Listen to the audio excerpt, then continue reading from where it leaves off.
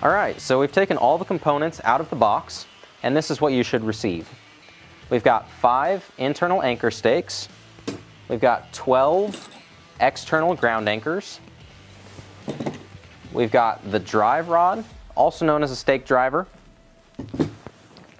10 T-post mounts. 10 double hook cam straps. Some zip ties. And your measuring strap.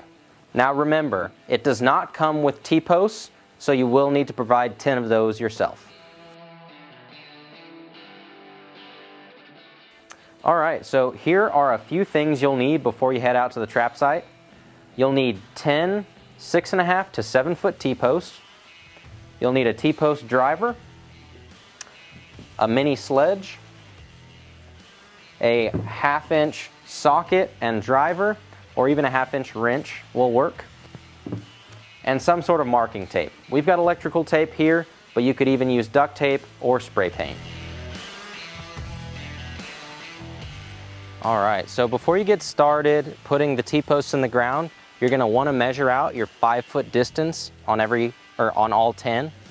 So you're going to take the hook on the end of the orange strap, hook it to the top of the T-post, stretch it all the way down to the red mark here, and then you can either mark that with tape or with your spray paint. Now typically we'll recommend either a 6.5 or a 7-foot T-post depending on your soil, but here we're actually using a 6-foot T-post because we're in really rocky area. Alright, so this is going to be the center of the trap. I've taken the internal anchor stake and I've threaded it through the end of the black part of the measuring strap. I've used the mini sledge to tap that into the ground. So now I'm going to stretch out that black measuring strap, and the end of it is going to be the perimeter of the trap. So I'll take it and I'll walk the perimeter of the trap while keeping the strap tight to make sure that there's no obstructions that are going to prevent the trap from laying flat. Alright, so in order to place your first T-post, you're going to stretch the black strap taut and find the center of the D-ring. So we've already placed our post here, but we found the center of that ring and drove it in. Now, to find the second T-post placement, you're going to take the orange strap, take the hook, and place it on the most direct route to the next spot. So you don't want to wrap it, you want it just hooked on like that. You're going to stretch out both straps and make sure they're both taut. Find the center point in that ring, and then that's where your second T-post will go. Now when you're placing it, you want to make sure that the knuckles on the T-post are facing outwards. Alright, so now that we've placed all 10 T-posts in the ground, we're going to use the T-post mount to place the double hook cam strap on the T-post. So you're going to hook it underneath the T-post mount and then slide it over the top with the threaded part facing outward, and you're going to want it to rest just below that first knuckle. You can hand tighten it. Keep in mind when you're placing this on the post, you want the short end of the strap to be used for the upper portion. Alright, so now that we've placed all of our T-post mounts on, we're going to use the socket and we're going to go ahead and tighten all of them down. That way they don't slip down the T-post. Alright, that one's tight. And just like that, now it's securely placed on the T-post. Alright, so we've got the net here, and we're going to lay it out around the T-posts to get it ready to be hung up on the hooks. So if you'll notice, every trap that we sell has a sign on it.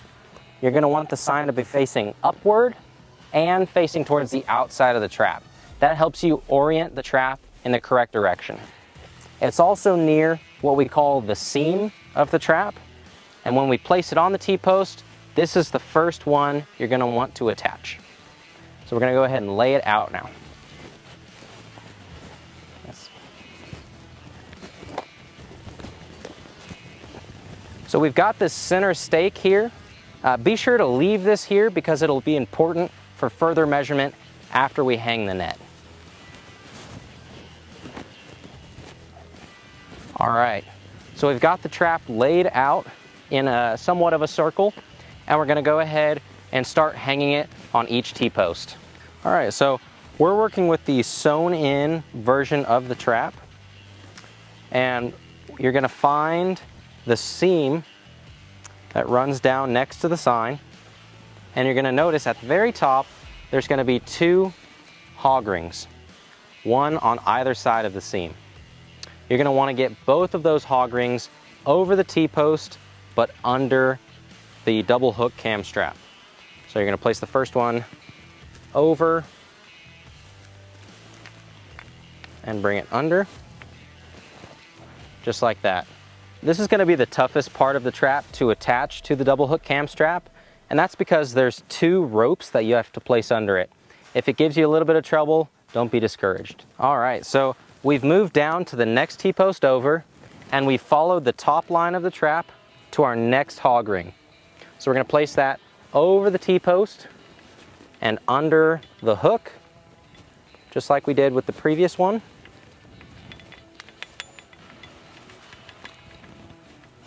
All right. Just like so. And then we're gonna do the same thing for the next 8 T-posts.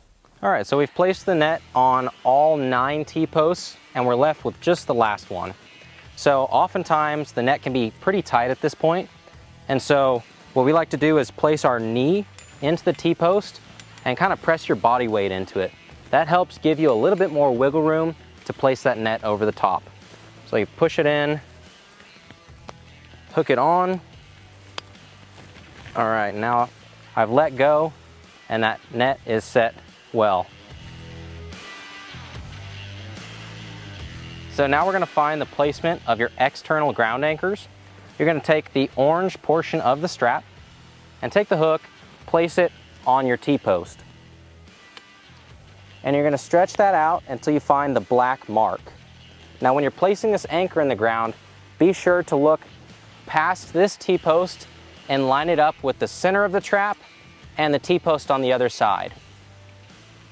So now we've found our mark, and we're gonna take the ground anchor and the drive rod, and we're gonna place the ground anchor on the tip of the drive rod. There's a little slot that lines up. So you slide it on there, just like that, and keep tension on the cable so it doesn't slide off the front of it. And then you'll take your sledgehammer. So now, with the point facing away from the trap and the top of the drive rod facing the top of the T-post, you're going to drive it into the ground. Now, you're gonna drive this all the way into the ground until just the loop is sticking out. Once that's in place, you'll slide the drive rod through, just like that, and you'll give it a tug. And that will set that ground anchor in place. Now I'm going to show you how to use the reusable rebar stakes. So we're going to take the measuring strap and we're going to take the hook on the orange strap and place it on the T-post. We're going to stretch it all the way out until you find the black mark, and be sure that it lines up with the T-post here, the center of the trap, and the T-post on the other side. Now that you've found your mark, you're going to take the strap and find the eye of the hook and place the stake through it. Then place it where you found your mark, angle it at a 45-degree angle away from the trap, and drive it all the way in. All right, so we're going to attach the double hook cam strap to your external ground anchor. Now the strap is going to be tight currently, so you'll need to loosen it and get a little bit of slack so that you can work with it. All right, so you can loosen it all the way. You can always tighten it, but it gets hard to loosen it while you're trying to place the anchor on. So you're not going to hook it like you would normally think. Instead of hooking it through the eye like so, you're going to place the cable through the eye of the hook and then you're going to thread the tip of the hook through the eye of the cable, like that. All right, you're going to pull it tight, and that's going to make it to where when the pigs are bouncing back and forth off of the trap, it's not going to loosen up and fall off of that cable. So now you take that strap and you can tighten it, like so. So now that you've placed all of your external ground anchors and attached them all to your double hook cam straps, we're going to move on to our mid-post cam strap. Now these are already going to come attached to your trap, and you just need to loosen them, place them around the T-post, and then tighten them again. Now you're going to want to tighten it to where you can fit 4 fingers between the T-post and the net. Now be sure to do this for the remaining 9 T-posts. Here's the center point of the trap that we had found earlier, and we're going to place the link on the end of this black measuring strap through the rod one more time. We're going to place it back in place and then tap it in. All right, so now that we've got that in place, we're going to stretch out the black strap toward one of these quick links that you'll find attached to the skirt of the trap, and you'll find a little white mark on that strap. So that's going to be where you place the internal anchor stake. So you'll slide the anchor stake through the quick link, and then you're going to drive it in at a 45-degree angle with the top facing towards the center of the trap. After you do that, you're going to make sure to do that for the remaining 4 internal anchor stakes. So we've got all of the internal anchor stakes driven into the ground. You'll notice that there's 15 inches of the anchor stake sticking out of the ground, which is roughly knee height. Now, when set up properly, you're going to want these quick links to be able to slide easily up and down the rod, and you're going to want to make sure that the shape of the trap is kind of like a bowl. Also take a look and make sure that the top line of the trap is tight and set at 5 foot. Now we've got the trap completely set up, and we're going to move into conditioning mode. Now conditioning mode is a very important step in the process. So what you're going to do is find a space between 2 of those internal anchor stakes, and then you can take the double hook cam strap and unhook it from the external ground anchor. Give yourself a lot of slack, and then you can lift up the net and slide the hook through the skirt of the net here, just like that. Once you've got the hook through, then you can come back to the top line of the trap and slide it through this section as well. Now what I'll do at this point is pull it tight. Make sure you're loosening everything up. Pull it tight, and then you can hook it back onto the netting itself. Now what you see here is I've created a little tent that the pigs can see through into the center of the trap, but there's also some sections that are a little bit lower so that as the pigs are feeding, it'll brush against their back and they'll get comfortable to that feeling.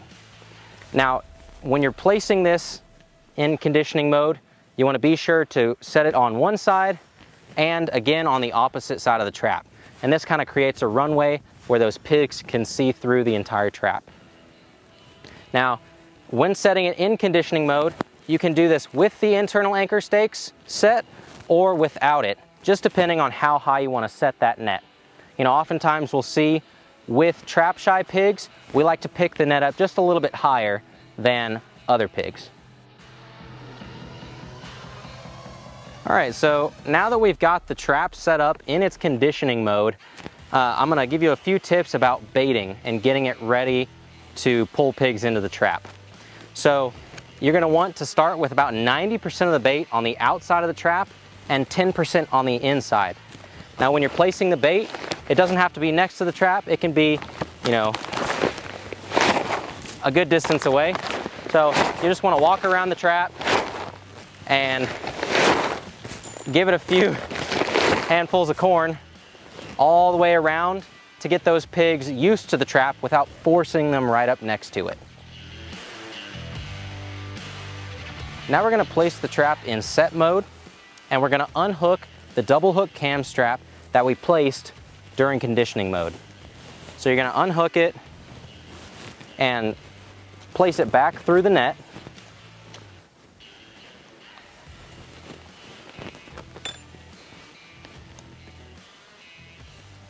And then reattach it to the external ground anchor.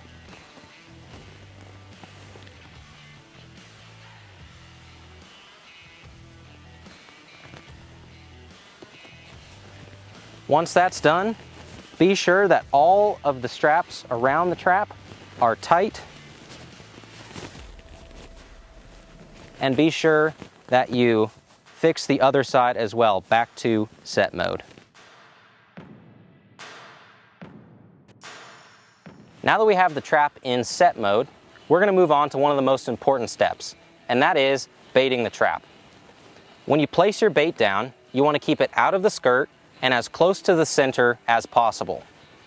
One of the most important parts of baiting is placing plenty of it, and that is 4 to 5 pounds per pig, which for a 20 pig sounder is 100 pounds of corn. And we even like to err on the side of more corn or more bait rather than less. The last step is to be sure that you can arrive to the trap early the next morning.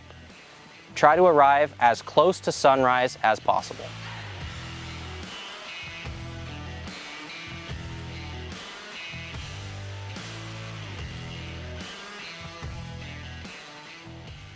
So now we've had a successful catch.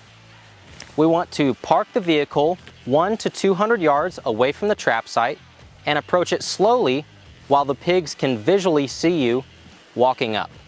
Now the pigs will be bouncing off the walls, but by the time you arrive to the trap, this gives them enough time to have expelled most of their energy. Now when you arrive, you want to stand firmly behind a T-post, because as the pigs are bouncing off the walls, the trap does give, and this is the safest location. Wait until the pigs have slowed down, and wait until they've given you an ethical shot in the head.